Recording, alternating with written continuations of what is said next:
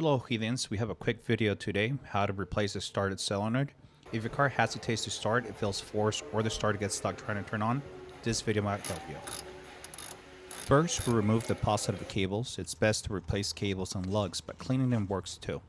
I'll transfer the positive cables to the new unit and secure them to avoid any confusion with the wires. With the positive cables on the new unit, I'll finish removing the negative side cables and mounting screws. These type of solenoids ground to the car via the back plate. This one right here has some better days, so we definitely needed a new one. After we sand, we mount the new unit to the frame and connect the negative and switch cables to the new unit. Connect the battery, make sure everything's secured. Let's try to give it a crack. If you find this video helpful, don't forget to like and subscribe.